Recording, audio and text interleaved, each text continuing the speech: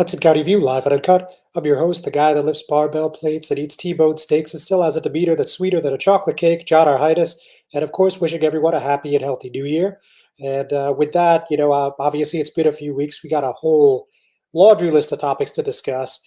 First of all, just wanted to take a moment to acknowledge a couple of local law enforcement officers that passed away. First, we got Hudson County Sheriff's Office Lieutenant and SWAT Commander Matt Vogel, just 49 years old, passed due to a bout with COVID-19. And then from the Hudson County Corrections, we uh, we also heard about the passing during the holiday season of Sean Williams. So just wanted to briefly acknowledge them and certainly wish my deepest condolences to their friends and families. We're also going to be talking about what's going on this election season, of course. So we're going to chat a little bit about what's going on in the Bayonne municipal elections. Mayor Jimmy Davis announced his first running mate today. It's not going to surprise anyone who's paying close attention, but we want to give you the latest there. We're also going to talk about the 8th District congressional race. Again, not at all shocking, but we heard from Rob Menendez Jr. for the first time, formally launching his campaign on January 6th, which, of course, was a calculated move, being the 1 year anniversary of those riots, those attacks at the U.S. Capitol, of course, most widely known as the insurrection attempt. So we're going to talk about that. We're also going to talk a little bit about all these reorganization meetings, who's going to be in the leadership roles for the Jersey City Council, for the Hoboken City Council, the Jersey City Board of Education, and perhaps even more. And today, joining me remotely is going to be the former Jersey City Board of Education President, Mussab Ali. So all that and a little more, perhaps, right after we get this word from our sponsors. Good Friend Self Storage in North Bergen, New Jersey is a fully climate-controlled facility equipped with state-of-the-art security, packing supplies, a Refer Friend program, and multiple loading docks convenient for commercial use. Located just off of Route 3 at 4301 Tunnelly Avenue, Route 1 and 9. Call 201-867-2444 or visit us on the web today. Good Friend Self Storage. Let us be your good friend. Burns Brothers Memorials, Monuments, and Markers, 787 Tunnelly Avenue, Jersey City. Hudson County's only monument maker, serving all faiths and cemeteries. Design, studio, and large inventory on site. Cemetery inscriptions and custom orders welcome. Burns Brothers Memorials, Monuments, and Markers, 787 Tunnelly Avenue, just south of Secaucus Road. Craftsmanship that will last for all eternity. Burns Brothers, Jersey City, Albert H. Hopper, North Arlington. Visit us on the net. Hudson County View, live and uncut. John Heinis, as I just mentioned a moment ago. Today I'm joined with former Jersey City Board of Education President Mussab Ali. Mussab, Happy New Year. Thanks for joining me today. Hey, John, thanks for having me. I'm really happy to be back on the show. All right, excellent.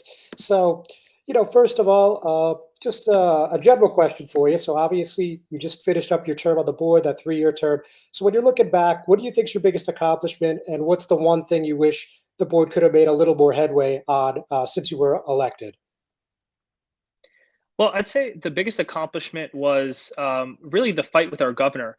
This year we were able to work with Jersey Together and make some real progress in getting back this funding for our public schools. I think it leaves the board in a very good position going into the budget cycle next year. One of the biggest things about this is that next year, we were anticipated to be cut about $90 million from the governor, and it looks like we're going to get cut nothing. So that puts us in a very strong financial position going into the next year. I think one of the things I wish we could have improved on is really just I think this is every government official wishes this, but getting a grapple on the COVID-19 situation. When I came into this role last year, I was hoping to bring us to a return to normalcy, but it doesn't look like anyone's getting there anytime soon. Yeah, understandable. I mean, obviously we're coming on year two, and hopefully there's no year 3 or 4, but we're really day by day at this. That's why we're not sitting next to each other right now, right?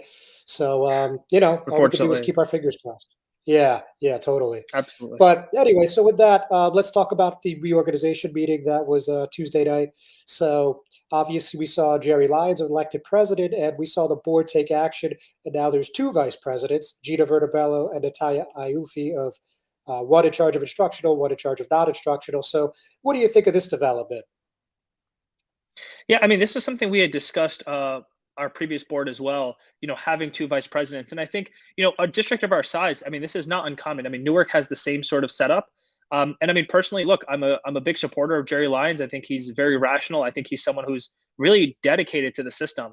And he was a big supporter of mine, even for me taking over this role. And so I'm supporting him 100%. And I think Gina and Natalia are going to be excellent in terms of representing their groups and representing their issues. And I think for this board, I think what's so cool about Jersey City here is last year when I was elected, I was the first Muslim on the board and then the first Muslim president. And now Jerry, I think, is the first LGBT president that we've had in Jersey City history. So I think it's another tremendous achievement for our communities. All right, yeah, definitely a notable point there.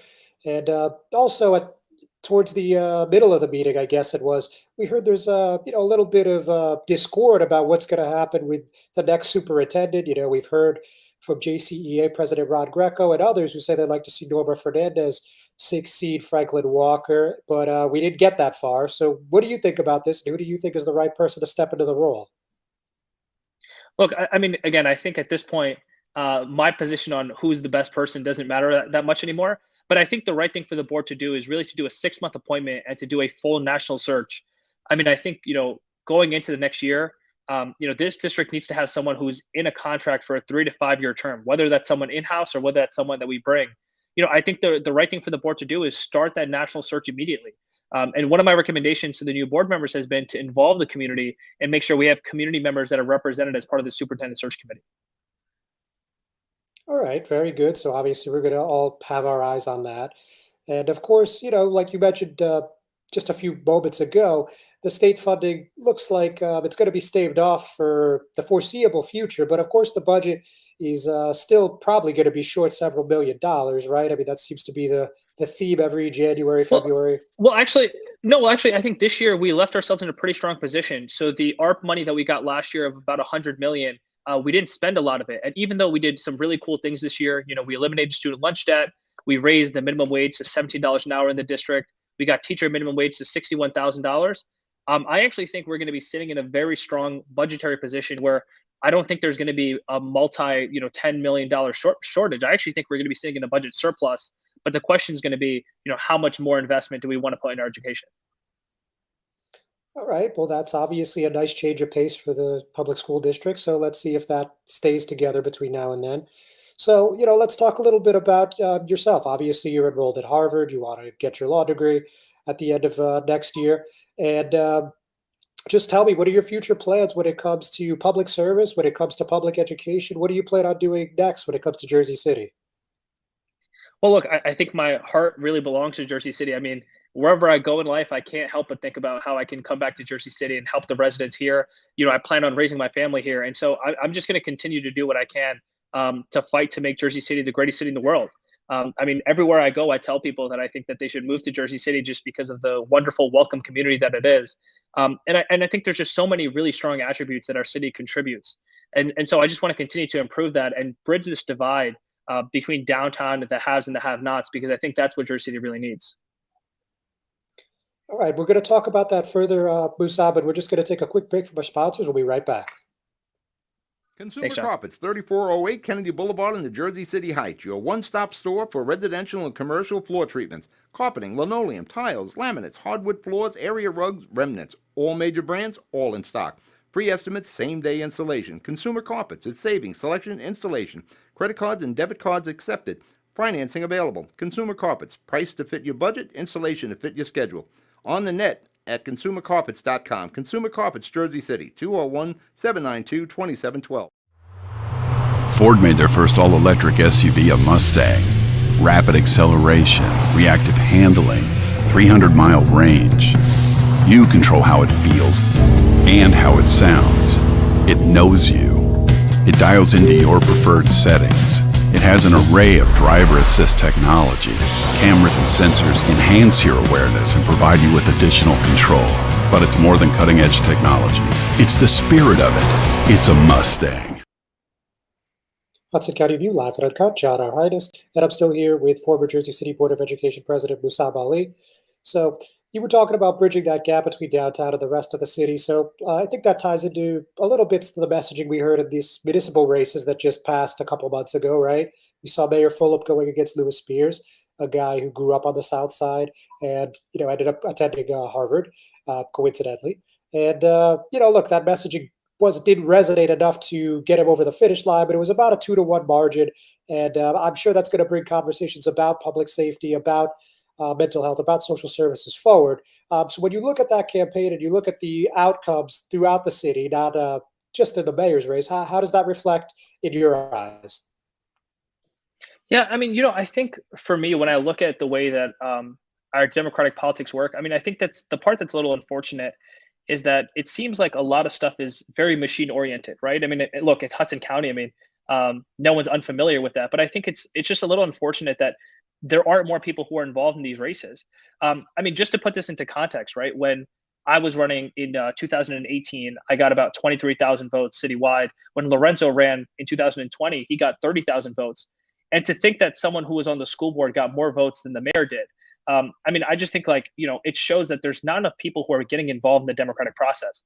That being said, I mean, I think the mayor had a very strong message. I think he had a strong team, and I think his record speaks for itself. But when you look at the city, the municipality, and the results, I mean, Ward F, not only did we get a new councilman, but also in that ward, the mayor also lost, right? So I think there's definitely a part of the city that feels neglected and feels like there's more that can be done. And I think that, as a city, we really need to come together because there is so much development that's happening.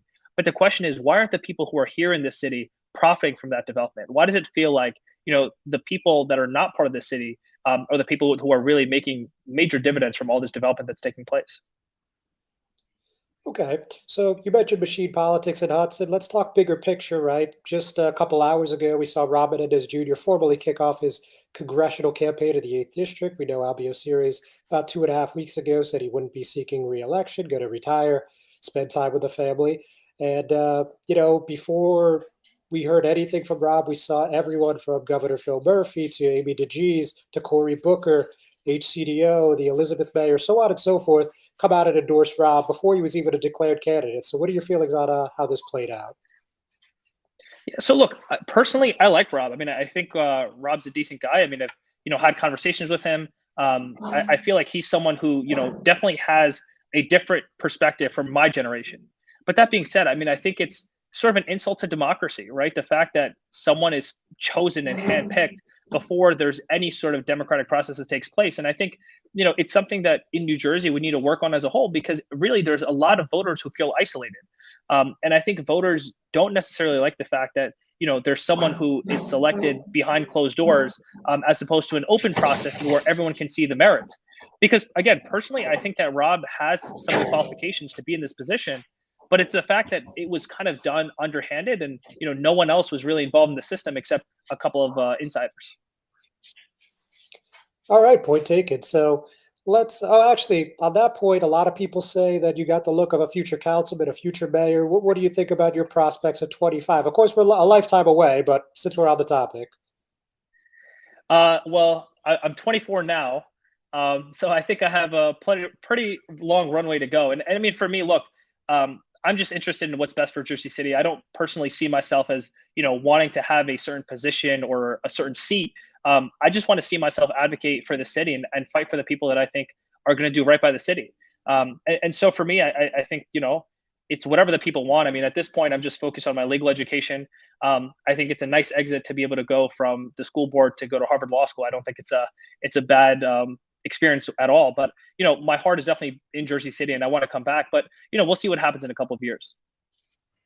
Yeah, sure. I mean, you could definitely do worse than Harvard. So, and one thing I just wanted to follow up on something we spoke about last month. So, there was obviously that sad week in Jersey City where there was a couple, where there was a threat and then there was a fatal shooting. And we heard from Jersey City Together they were unhappy with the way the mental health crisis was being addressed. And I know you and I spoke then. I just wanted to follow up and just see, the Reimagined Mind Counseling contract, the $3 million contract. I know you said that they were basically not providing the service they were supposed to. Just is there any update there? Yeah, I mean, look, we had to cancel the contract just because it essentially was a startup that was being funded by public funding. And honestly, like, I think part of it's on us in the sense of how did we even allow this company to get this contract? But look, we're doing RFPs to get new mental health providers within our district. I think mental health has been a priority.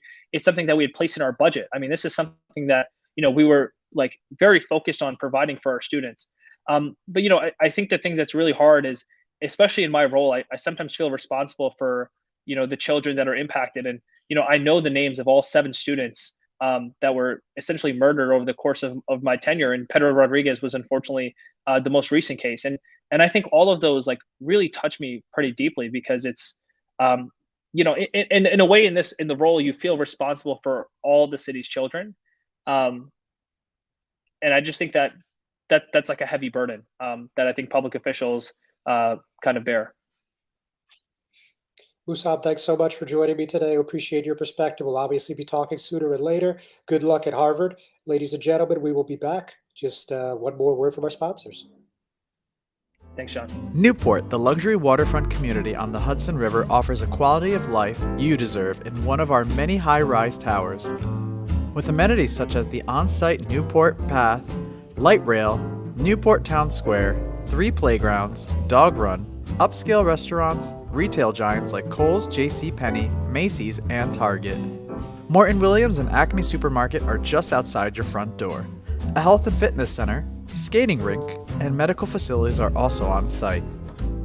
Enjoy the New York skyline from our waterfront and various parks. Manhattan is just one pass stop away, or a quick ride through the Holland Tunnel. Nursery and private elementary schools all on site. 12-screen movie theater at the Newport Center Mall. Looking to visit? Stay at the Westin or Marriott Hotel. For more information, visit us at newportnj.com. Make lasting memories to cherish forever. It's incredible. It's you, Newport. Live like you want. Introducing the all-new Ford Maverick. A truck for people who do stuff. And people who make stuff. People like Gabrielle Union. I make this look good, don't I? Who haul whatever they want to wherever they want. Like wood to build things made of wood with. And friends to get weird with. It's for long trips that the standard hybrid engine with a targeted EPA estimated city fuel economy rating of 40 miles per gallon helps with. That an 8-inch touchscreen connects with. And any trip that this interior makes more comfortable. But we'll let Gabrielle tell you all about it. Or I could just tell them it's a Ford truck that starts at less than $20,000 MSRP. Yep, that works too. The all-new Ford Maverick, built to defy expectations.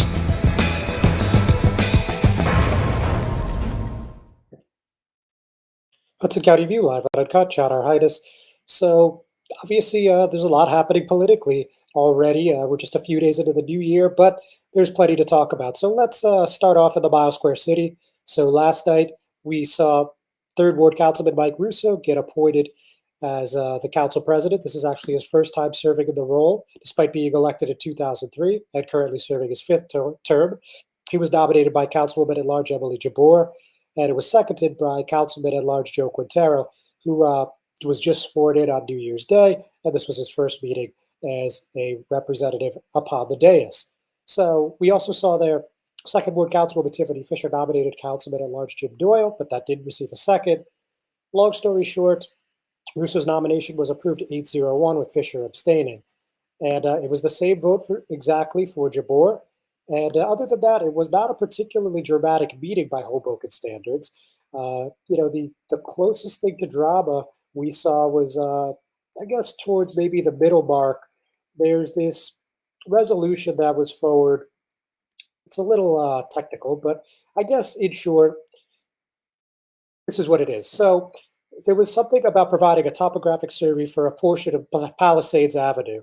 Now, in and of itself, that doesn't sound like a whole heck of a lot, right? And we heard from Community Development and Planning Director Chris Brown, and he kind of spelled it out for us. He said there's a bill going through the state legislature, which would essentially affect development that would be near to the Palisades Cliffs. We need to have conversations as to how that bill would affect development in Hoboken. So, as we've reported several times, there's a bill going through the New Jersey legislature sponsored by State Senator Brian Stack, of course, also the Union City Mayor, and State Senator Nick Sacco, as you know, also the North Bergen Mayor. And this would limit development on the cliffs. There's specific parameters about how anyone along that Hudson Bergen area on the cliff would be able to proceed forward with development projects. So this contract's actually just $9,800, which is a drop in the bucket for municipal government. But a couple people on the days were still not happy about it. We heard from Councilwoman Fisher again, and she said, if this is the purpose, aren't we better suited to be spending our time and energy on fighting the bill that's going through the legislature as opposed to kind of acknowledging that it passes? It's so bad for Hoboken, so why would we spend a dollar to do anything or support that legislation? So we heard from Russo, Doyle, and Fifth Ward Councilman Phil Cohen. They basically said that the municipality should have the information handy for current and or potential developers. And we also heard from Fourth Ward Councilman Ruben Ramos, who just served a term as council president last year, and he said we should be defending Hoboken residents and Hoboken's ability to develop as we see fit, as opposed to doing it the other way around. Jersey City on our border, they don't measure anything when it impacts us. I don't know why we're doing it the other way around in this case. Uh, and we heard from First Ward Councilman Mike DeFusco. He said that while this is a good planning metric, he thought that there was really no reason to rush this through. They could wait until this bill cleared the legislature, assuming that's what's going to happen. And Sixth Ward Councilwoman Jen Giattino had made that point earlier. And Russo said in response, I fully understand your perspective on it. I just think it's important for us to have that information as we go through these redevelopment zones and have these conversations with developers coming in. Long story short, the resolution passed 5-4 with DeFusco, Fisher, Ramos, and Giattino voting no. And just a quick, programming note, as far as the Hoboken City Council goes, a couple weeks ago, they had announced they were going to have limited public participation in person, but due to surging coronavirus numbers, 1,599 in December, to be exact, they decided that they're going to err on the side of caution and stay virtual until further notice. So with that, let's head over to the Peninsula City for a second. So as we know there, we have a declared race between Mayor Jimmy Davis, who just announced on Monday, and Council President Sharon Ash Nadrowski, who announced in the middle of December. So obviously the big question is who is going to be on each respective ticket. Well, we have at least a partial answer now. Late this morning, we heard that Third Ward Councilman Gary LaPalooza is going to be running with Mayor Jimmy Davis. This is, again, as I said at the top of the program, not particularly stunning or surprising. He ran with Davis in 2014 and 2018, and he's sticking with him this time around as well. He said in a statement, serving alongside Mayor Davis, I'm proud of the progress we're making in Bayonne, the fact that we're consistently improving our city services while keeping property taxes stable, especially during these challenging economic times. We also heard from Davis, of course, and he said, we've worked together to move our city forward and make progress in so many key areas, but there is more that must be done, and there is no one I would rather work with to deliver for the people than Councilman LaPalooza. So, pretty strong mutual endorsements, not unexpected.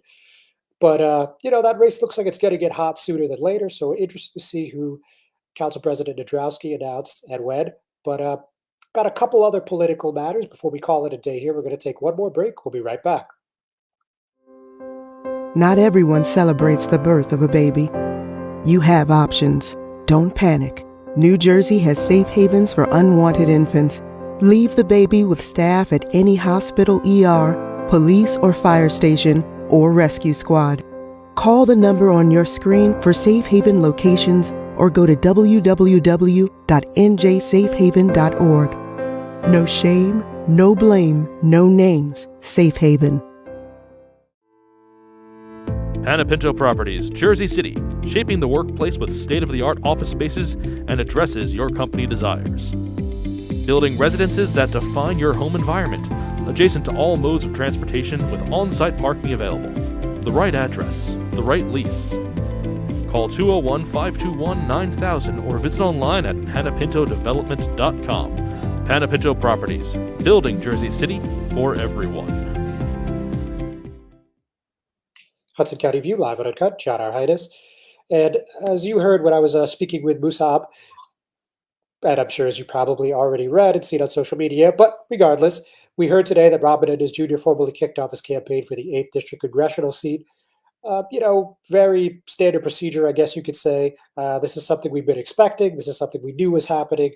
Again, Congressman Series said in the Monday before the Christmas break, so I believe that was December 20th, that he wouldn't seek re-election, and he thought Robin Ennis Jr., the son of U.S. Senator Bob Ennis, a Port Authority Commissioner, and also an attorney, would be a great fit for this role. So obviously today, as I mentioned at the top of the program, January 6th, the 1 year anniversary of those attacks, riots, and as many call it, an insurrection on the US Capitol. And Menendez Jr. said he wanted to highlight that in his announcement. So he said, this is a generation defining moment.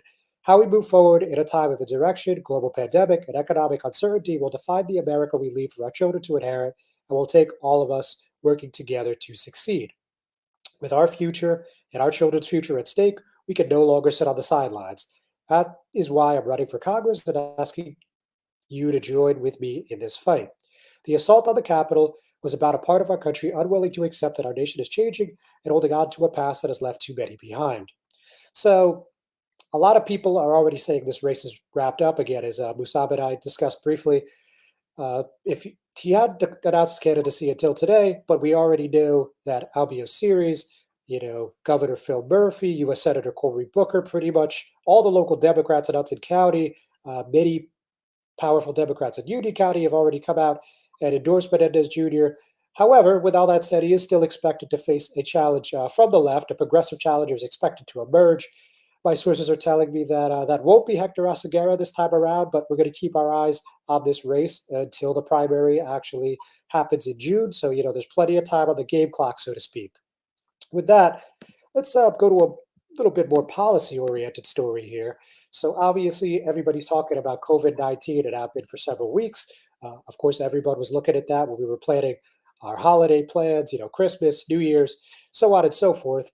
This spread of Omicron, this very infectious variant of the coronavirus, has impacted everybody's lives. With that said, I got wind of a new county policy that would see unvaccinated government employees use their own time if they get COVID, will be placed on unpaid leave if they don't have any, as well as pay for mandatory biweekly testing out of pocket. So I got to see a draft, and it says in part, any partially or fully vaccinated employee who tests positive for COVID-19 will be able to recover on county time for up to 80 hours, but only as needed without use of his or her time. For any time needed after 80 hours, the employee must use his or her time. Any unvaccinated employee who contracts COVID-19 must use his or her accrued time while out of work.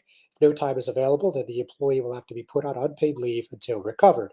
So, this is a pretty significant policy, not like any other in the county, and I don't believe like any other in the state. We've seen the vaccine and testing mandate in Hoboken. This takes it to at least the next level. And I got to speak to the county executive himself, Tom DeGees, and briefly, he mentioned that there's 3,100 government employees approximately in Hudson, and close to 900 are still unvaccinated.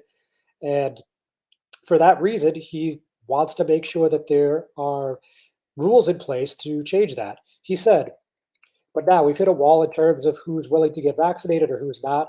It's not like the polio vaccine where the worst that could happen is you get sick. If you refuse the vaccine, you're putting others at risk. So now we're exploring other ways to get the job done.